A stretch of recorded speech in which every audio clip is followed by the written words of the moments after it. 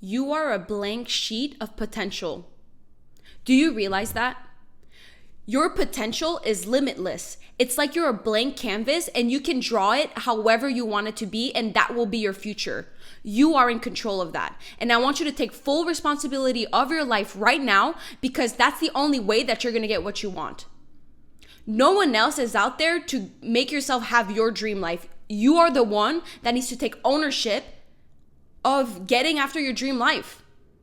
If you are going through hard times right now and you feel more depressed and you feel like helpless about the future, that will be your future. Whatever you think about your future will happen. So if you think that your future will be shit, that you have nothing to look forward to, that you will be a failure, that will be a self-fulfilling prophecy. You have to realize that right now you're in a rut.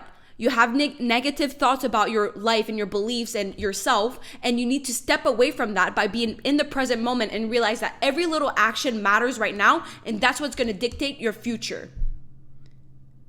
I'm telling you this because I just went through these hard times. For 2 weeks, I was in a huge depressive state.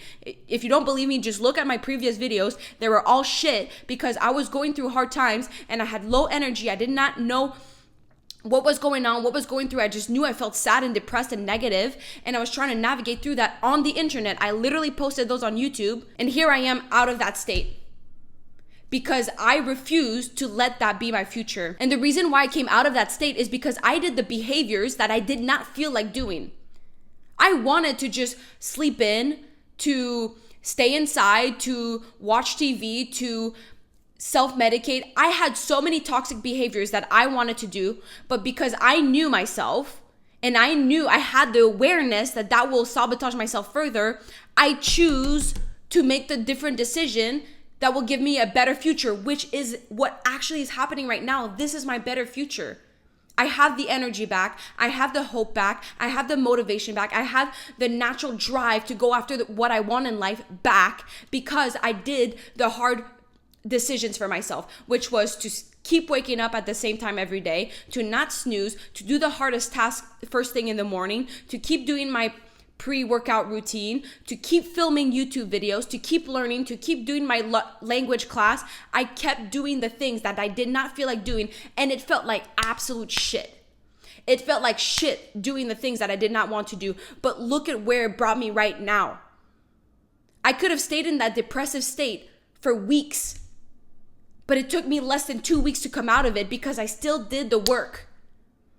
And it was hard, and I felt sad, and I felt negative, and I felt depressed, but I did it anyways. And one of the biggest things that I did was to go on walks, to be with nature, and to journal. The one thing that I want you to do, if you are in this state where you feel a little bit helpless about your future, is to sit with yourself and journal. And what I want you to not do is to have the easy hits of dopamine. That is the biggest game changer. Anything that gives you instant dopamine, you should not do. Because I know how much you want that. I know that when you're in that depressive state, when you're feeling sad, you want to have dopamine because that's what you're lacking. But the easy hits of dopamine is watching TV, it's porn, it's junk food, it's smoking weed, it's alcohol. All those bad behaviors will not give you a better future because you're not actually healing. You're just numbing yourself, and it's always going to come bite you back in the ass. I'm telling you that because I've done that so many fucking times, and it's never brought me to where I wanted to go. Where I wanted to go was actually doing the behaviors that will align with where I want to go. It's so simple. If you want to be healthy, and you want to have some motivation and you want to have high energy, you have to do the behaviors that will give you that. We're so delusional thinking that it's just going to happen because we're a good person. And that's something that I had a delusion about myself. I thought that success would happen to me easily because I was a good person. I thought that success would just come to me because I know my heart and I know I'm here to do good in the world, so good things will happen to me. But if you do not do the actions, you're never going to have good come to you. You can't just wishfully think for a good life to happen to you without doing the shit. I'm sorry for swearing so much. Whew. I just feel so passionate about this, which is fucking awesome because I had no passion for 2 weeks. I felt so lost. I had no desire to do anything, but I did the work anyways. If you've been following me along over the past few videos, I kind of mentioned that when I would feel depressed, it's because it is time for me to change. And I think that's something that applies to a lot of people. If you have these feelings of depression, it's because you are experiencing the death of your old self and you're ready to enter a new self. And you're feeling depressed because you have to let go of a part of you that is familiar to you, that is comfortable. But if you want to evolve, which is what we're here naturally to do, you need to let that go. You need to experience that grief a little bit of that old self where you were comfortable and go into this phase of a little bit of uncomfortableness where you can actually grow.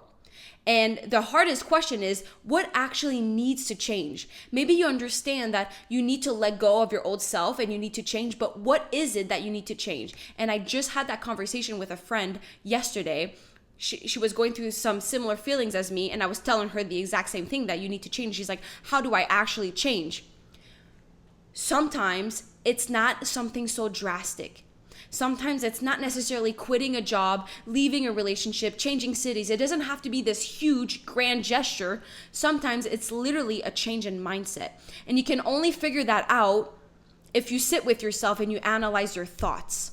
You analyze what your beliefs are.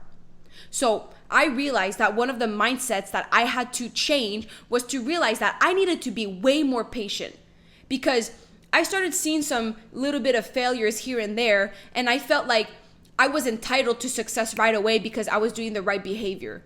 But not because you're doing everything right means that you're going to get everything right away. I need to be more patient. I need to be more patient with my channel. I need to be more patient with my career. I need to be more patient with my health. I need to be more patient with nurturing my mind and being intelligent. I need to be patient with all of these things that I want to have.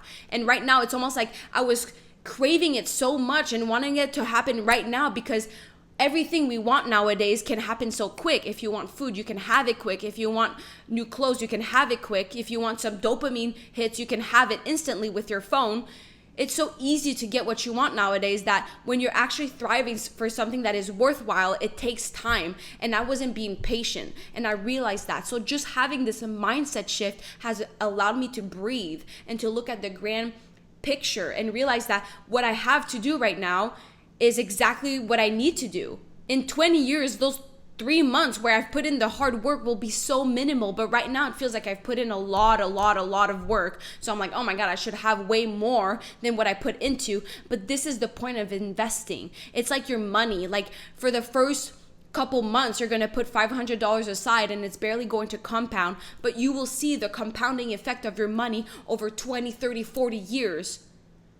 So right now, be patient with yourself. That could be something that you need to do for yourself. So realize your mindsets, because one of the things that we all do is confirmation bias, where if you have past beliefs about yourself, usually forged during your childhood, you will always look to confirm those beliefs. So if you believe that you are a certain type of person, that you have certain toxic traits, and that's just who you are, you're always going to find ways to confirm that.